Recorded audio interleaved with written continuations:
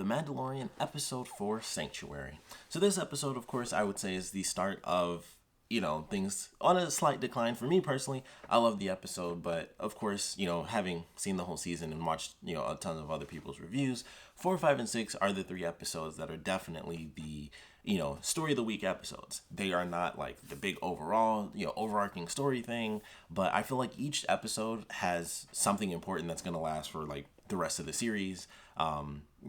Maybe the season, maybe not. I won't get into specific details on that, of course. But as far as this specific episode, I would say it definitely leans more towards the future and the Mandalorian as more human than just Mandalorian. So this is the episode where I would say, obviously they built up on the element of love, and of course he was still going to leave by the end of the episode, but this episode I definitely think touches on the human component of the Mandalorian, especially going off of episode 3. Like, obviously, he took the kid, he has Baby Yoda, they're going through space, they end up, we'll just call the whole planet Sanctuary, because I don't believe that was the actual name of the planet, but we'll just say, for the sake of simplicity, they end up on Sanctuary. It's like their first escape. It's like, all right, we're in this little bar. Somehow Baby Yoda was walking next to him. That was something that even when I saw the episode, I was like, there's no way that he walked the whole way, because Baby Yoda's like, this big, and it's like his normal, the Mandalorian's normal steps are like 15 of Baby Yoda's. I'm like, there's no way he walked at normal speed and so did Baby Yoda and they got there at the same time. Like, that's not how that works for sure. So this is a super random thing. I just thought it was funny. Also, they have a wealth cat, which is the first thing from the expanded lore. It comes from Star Wars Rebels. That's like the first thing that was introduced in this series from the expanded lore. Well, I can't say from the expanded lore, because even in the first episode they mentioned like Life Day and stuff like that. But it's the first thing from like more recent history, I guess, since they basically redid the canon. This was the first thing that was put into live action. So that's pretty cool. It's at least one of the first things. I'm sure there's some other stuff that I can't think of from like the more recent films. But I think for the most part, this is like the first thing. They've had references to like the other ships from the other show. So technically those would be like the Ghost from Star Wars Rebels is in Rogue One. So technically that would be the first thing, but it's like not really given a focus. So it's just like, oh, there's an Easter egg. It's in the background. So this is the first time it was like, oh, that's a specific species that was brought in that was, recently created since Disney got Star Wars, and most of which is really like within the last 5 years. So I thought that was really cool, because I was like, oh man, that's like a brand new part of the Star Wars universe, and they put that in there. So that was a cool, like, kind of pseudo, I can't really call it like a deep cut, because it was basically brand new. Like, Star Wars Rebels isn't really old, but I thought that was pretty cool, so I enjoyed that. But of course, they get to the bar and it's like, all right, this will be kind of where we relax for a little bit. And as the Mandalorian's looking around, it's like, okay, generic bar people. Oh, Gina Carano's character, who looks way cooler and tougher than everybody else in this bar. That's suspicious. So of course he's like, what's her deal? And then of course he looks over and she's gone. It's like, okay, she's tracking us. I got to take her down.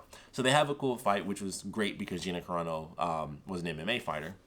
So it was actually like a really cool fight scene, and then it ends, and they really, Baby Yoda's there, one of the many Baby Yoda pictures where he's just like sipping his tea, and so it's like, okay, she, it was kind of the same thing. He thought that she was following them, she thought that they were following her, so it was like, okay, we get her backstory. She was a shock trooper with the Republic, so that was pretty cool, or with the Rebellion, not the Republic. So that was pretty cool, and then it's like, all right, well, once the war kind of ended, I was bored, and she technically went AWOL. Like, technically, that's her story. Like, she's a deserter, but really, she just deserted in a time. It's not really a time of peace, because obviously the Empire's still out there and stuff.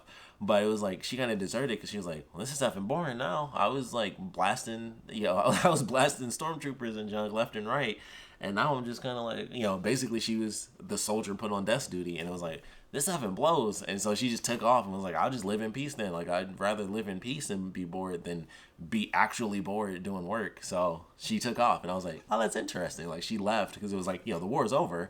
I'm not fighting anybody, so man, I'm still in it, but now I'm just having bored. So she left.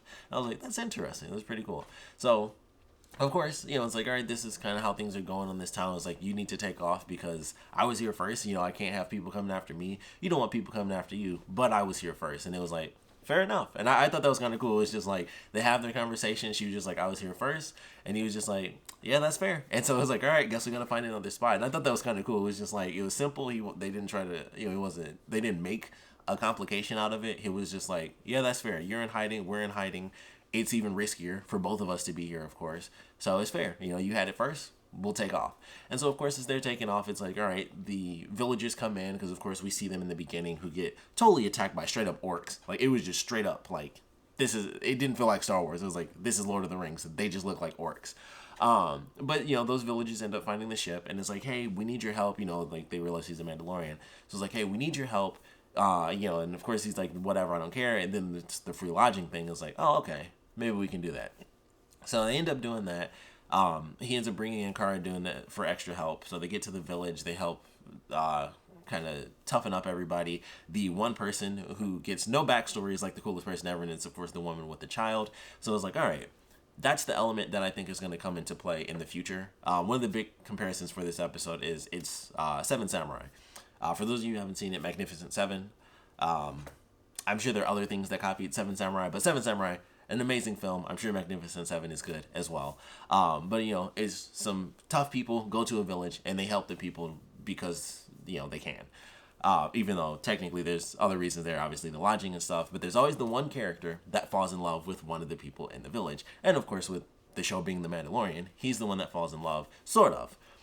Because they do have that connection, they do get close, and I think that's going to come back into play, especially considering she has, clearly she has this amazing backstory, because it was she's a widow, her husband died, and for whatever reason, she's really good with a gun. And it was not like, oh, she made a couple of shots, she was blasting, the pan when they're doing target practice, she was, hitting that thing like it was nothing. And I was like, okay, what's her story? Because, they don't reference anything about her formerly being in the rebellion, or maybe she used to be a smuggler. There's so many different things. You could be good, you could be bad, and maybe she turned her life around, who knows. But either way, she's amazing with the weapon. So I'm like, they're gonna come back to that. They have to come back to that, because it's just one of those weird things where it's like, you have a character that gets introduced, even though she has a kid, so there's the element of the Mandalorian would probably have to go back to that planet by choice.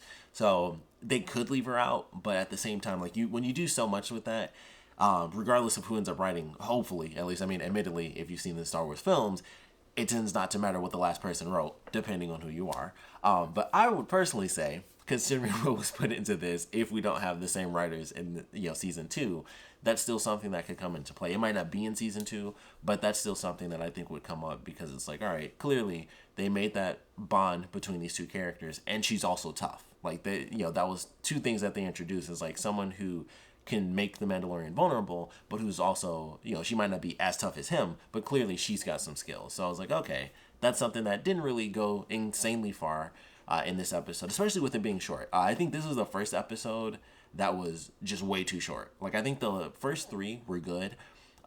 They were all shorter than expected, but this, I think, was the first one where you really kind of notice it. And I didn't notice it too bad in this one. It's definitely more in later episodes, but this is where it first touches, where I'm like, yeah, that was kind of short. I think this really was closer to 30 minutes than it was 40 minutes.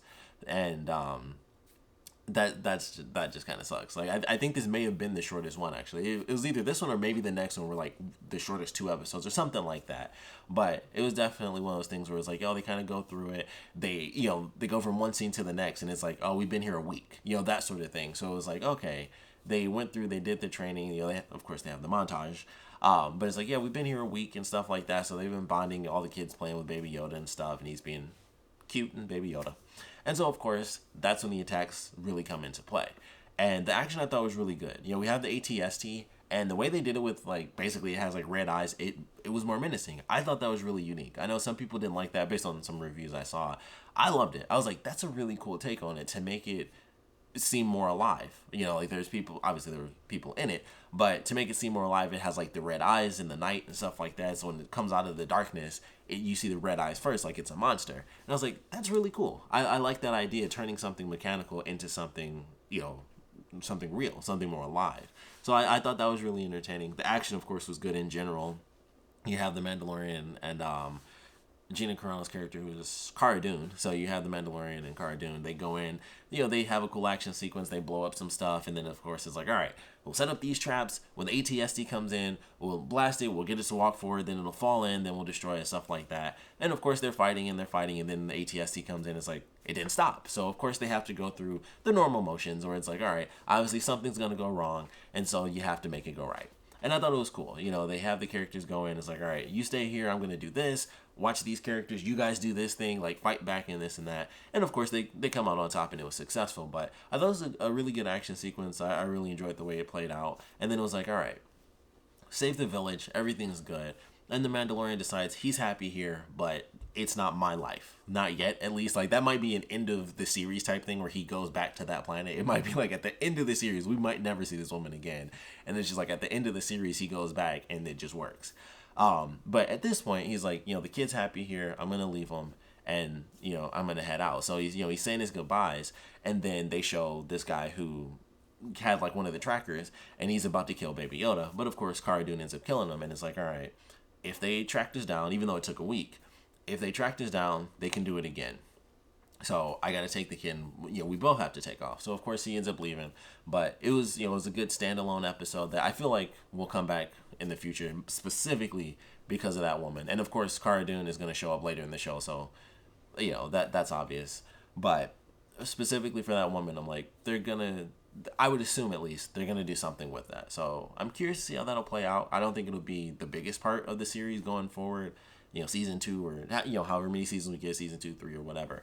But I think that will play a part possibly in the ending of the series, where if they decide to go with the, you know, kind of Disney-esque happy ending at this point, you have the main character go off and is like, all right, he decides to go back to Sanctuary and he lives the rest of his days out with this woman, possibly, you know, with Baby Yoda, and that's just where they grow up and he learns the ways of the Force. Who knows if we'll see other Jedi, or, you know, if we'll see Jedi at all, or other Force-sensitive people in general going into this series, or, you know, season 2 or however far down the line.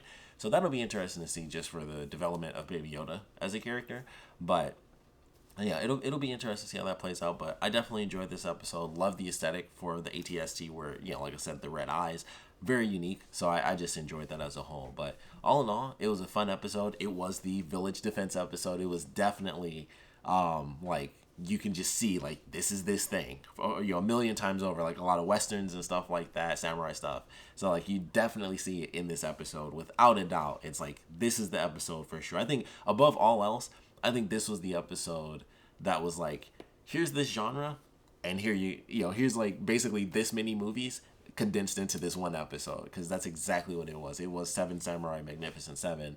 Every, you know, other westerns where the dude strolls into town and protects everybody, it's that episode. But it was definitely entertaining, and they did some cool stuff with it. So even though it wasn't like, oh, you know, what's happening with the main story, it was just a good episode. And it does start with it, because they go at the very beginning. I believe that was this episode. It's been a minute since I've seen it, so if not, slight spoilers, I guess. But if I'm not mistaken, this is the episode that starts with them in like the chase in space, where they're actually being attacked. That may have been a later episode. I apologize if I did that.